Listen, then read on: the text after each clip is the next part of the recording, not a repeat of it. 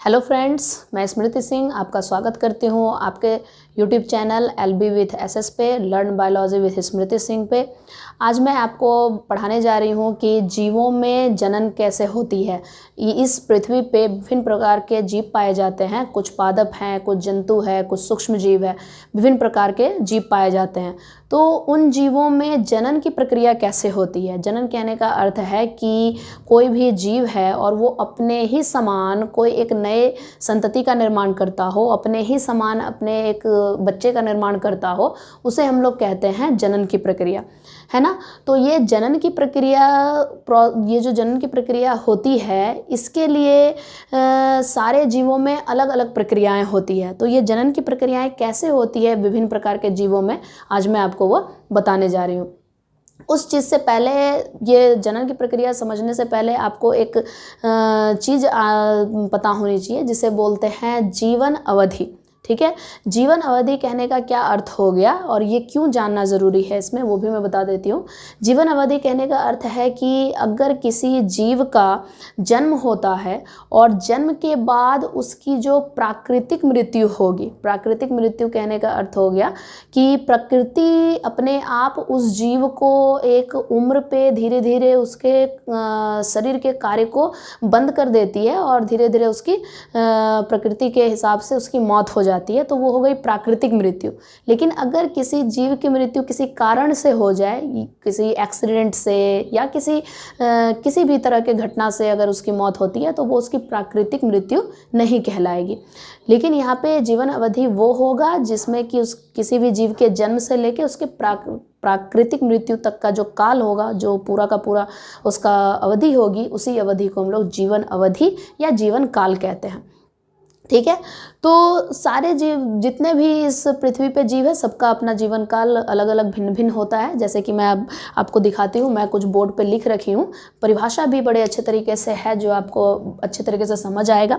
ये परिभाषा क्या कहता है जीवन अवधि का, जीवों के जन्म से लेकर उसकी प्राकृतिक मृत्यु, है ना। इस प्राकृतिक मृत्यु को आपको दिमाग में रखना है कि उसकी प्राकृतिक मृत्यु, ऐसे नहीं कि किसी घटनाक्रम में मौत हो गई हो। प्राकृतिक मृत्यु यानी प्रकृति उसको धीरे धीरे उसके शरीर का कार्य बंद कर देगी और फिर धीरे धीरे उसकी मौत हो जाएगी। तो प्रकृति उसकी मौत करती है, तो उसको बोलते हैं प्राकृतिक मृत्यु। तो जीवों के जन्म से लेकर उसकी प्राकृतिक मृत्यु तक का काल उसका जीवन काल या जीवन अवधि कहलाता है। ठीक है, वो जीवन काल कह सकते हो उसको, या फिर आप उसको जीवन अवधि भी कह सकते हो। तो जीवन अवधि मतलब ये हो गया। सारे जीवों का जीवन अवधि भिन्न भिन्न होता है। हाथी की अगर बात करते हो तो उसका लगभग 65 वर्ष होता है।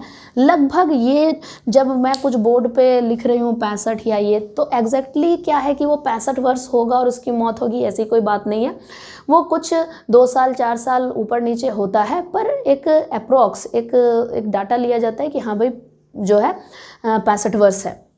तो हाथी की जो जीवन अवधि होती है वो लगभग 65 वर्ष की होती है। तोता 140 वर्ष, बिल्ली 35 से 40 वर्ष के आसपास उसका होता है। जो तितली होती है उसका लगभग 1 से 2 सप्ताह ही होता है।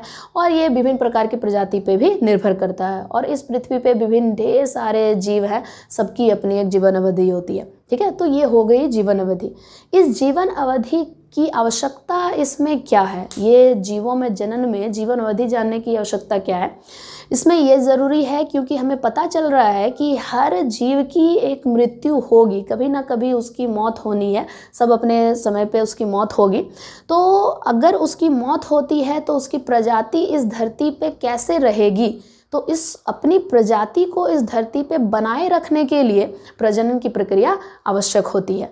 तो सबकी अपनी जीवन अवधि है। जिसका 65 वर्ष है, 65 वर्ष के आसपास उसकी मौत हो जानी है, तो उसकी प्रजाति फिर इस धरती से विलुप्त हो जाएगी, ख़त्म हो जाएगी। इस वजह से वो ख़त्म ना हो जाए, उसकी प्रजाति इस धरती पे बनी रहे, इस वजह से उसको जनन करना पड़ता है और ये जनन की प्रक्रिया उसमें होती है।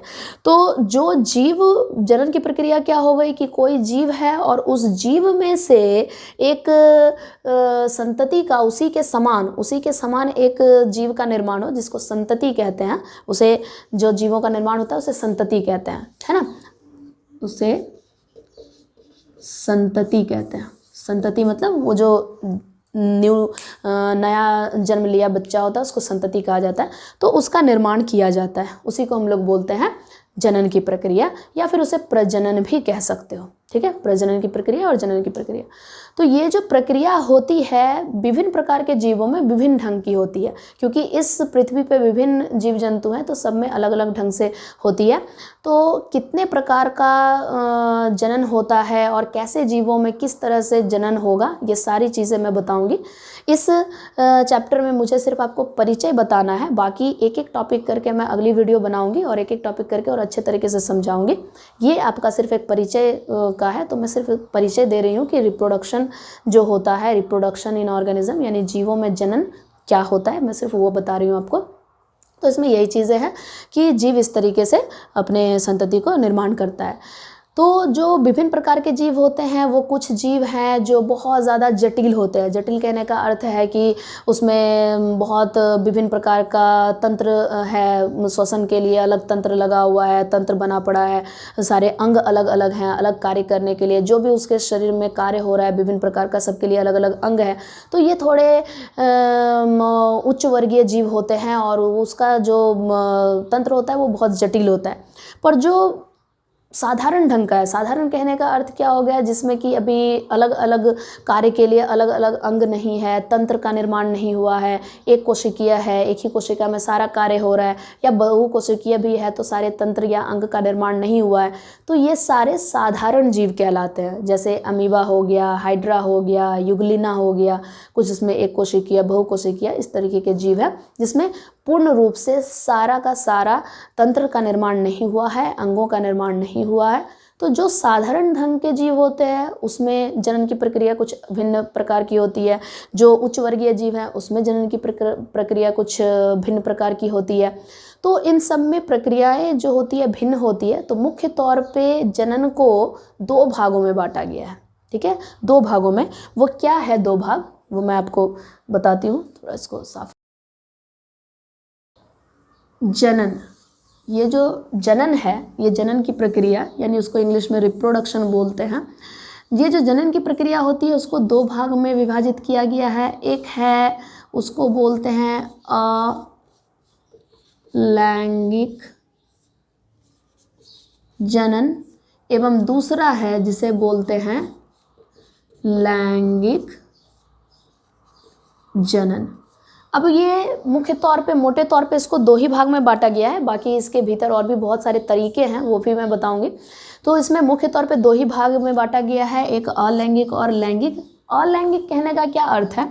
अलैंगिक कहने का मतलब हो गया कि वैसी प्रक्रिया, वैसा जनन प्रक्रिया जिसमें एक ही जनक की आवश्यकता होती है। सिर्फ एक ही जनक जो है उसमें से, एक ही जनक कहने का अर्थ क्या हो गया कि जब आप लैंगिक प्रक्रिया देखोगे तो लैंगिक में क्या होता है कि दो जनक की आवश्यकता पड़ती है। इसमें मादा और नर और मादा के युग्मक का निर्माण होता है, और युग्मक के निषेचन से जब वो दोनों युग्मक निषेचित हो जाता है और उससे जब संतति का निर्माण होता है तो वो हो गया लैंगिक जनन, है ना।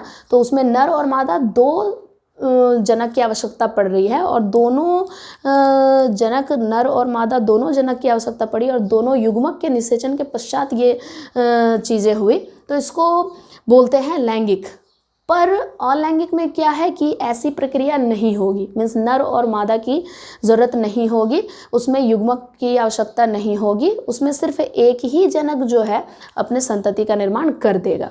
तो कैसे एक ही जनक कैसे निर्माण कर देगा बिना युग्मक के? उसमें युग्मक की आवश्यकता नहीं होती, एक ही जनक जो है बिना युग्मक के ही अपने शरीर से संतति का निर्माण कर देता है। तो उसमें ढेर सारे तरीके हैं कि कैसे कैसे वो कर देता है। उसमें टूटने का तरीका, कटने का तरीका, बीजाणु की रचना और ढेर सारे प्रक्रिया हैं। वो सारा चीज़ अभी मैं बोर्ड पे लिख देती हूँ ताकि आपको एक बढ़िया सा ग्राफ मिल जाए कि किस तरीके से अलैंगिक प्रक्रियाएं होती है। मुख्य तौर पे अलैंगिक प्रक्रिया मोटे तौर पे 6 भागों में बांटा गया है। वो 6 भाग मैं लिख देती हूँ ताकि आपको समझ आ जाए कि ये 6 क्या चीज़ है। फिर इस 6 के बारे में मैं एक एक अलग अलग से वीडियो बनाऊँगी जो आपको अच्छे तरीके से समझा दे कि और सारी प्रक्रियाएँ क्या है।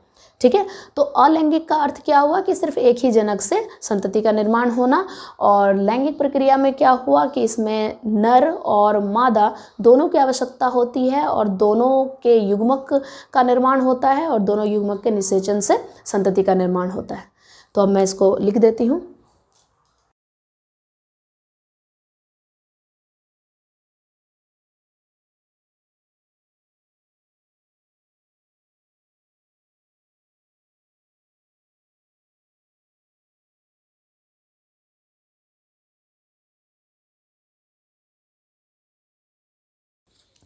यहाँ पे देखिए, मैं पूरा आपका एक चार्ट बना दी हूँ। इस चार्ट पे देख करके आप अच्छे तरीके से पता कर लोगे कि कितने इसके प्रकार हैं और ये प्रकार किस तरीके से है। बाकी मैं इसको पूरी डिटेल में अगली वीडियो में समझाऊंगी। अभी सिर्फ आपको इसके सिर्फ प्रकार समझने हैं। क्या है कि ये जनन की जो प्रक्रिया है ना, ये जनन की जो प्रक्रिया है, उस जनन प्रक्रिया को मोटे तौर पे 1 और 2 यानी एक अलैंगिक जनन और दूसरा लैंगिक जनन में विभाजित किया गया है।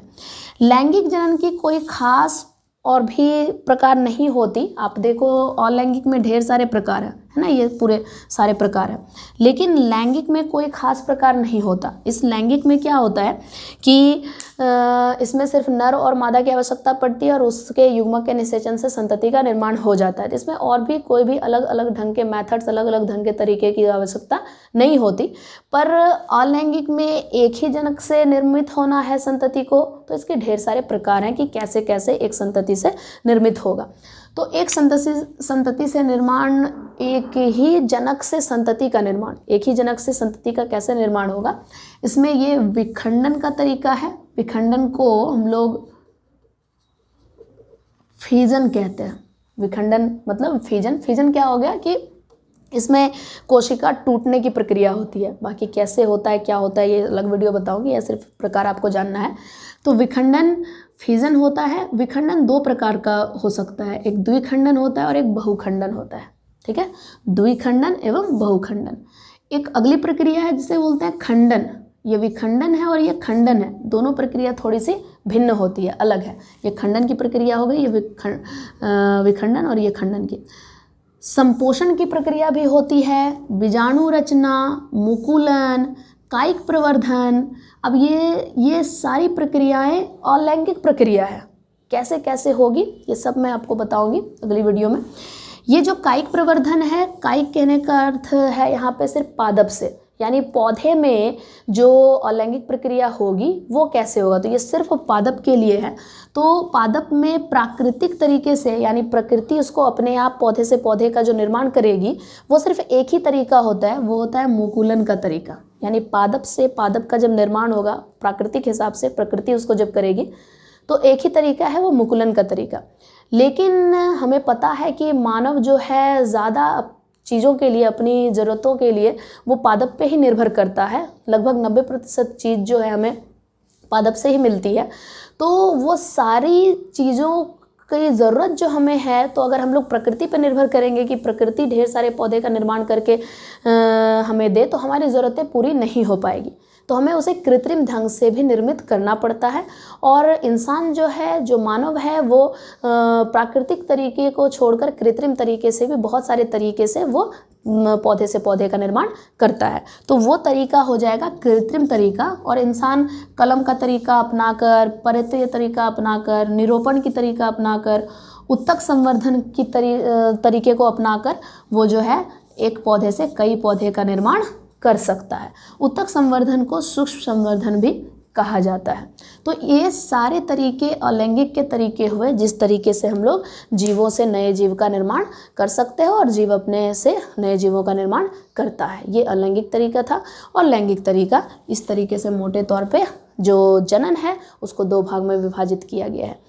ये सारी प्रक्रियाएं कैसे होती है, किन जीवों में होती है, ये प्रक्रिया किस तरीके से संपन्न होता है, ये सब मैं आपको एक एक करके अगली वीडियो में पढ़ाऊँगी। इसके लिए आप अगली वीडियो देखिए। आप मेरे चैनल को सब्सक्राइब कर लीजिए और जो बेल बटन है उसको क्लिक कर दीजिए, ताकि जब मैं वीडियो डालूँ तो आपको नोटिफिकेशन मिल जाए और आप उसे अच्छे तरीके से समय पे देख पाओ। आपको वीडियोस मिल जाएगी। सब्सक्राइब नहीं किया है तो आप कर लीजिए। और अगर वीडियो मेरी अच्छी लगी हो तो इसे लाइक कर दीजिए। आज के लिए बस इतना ही। Okay, bye.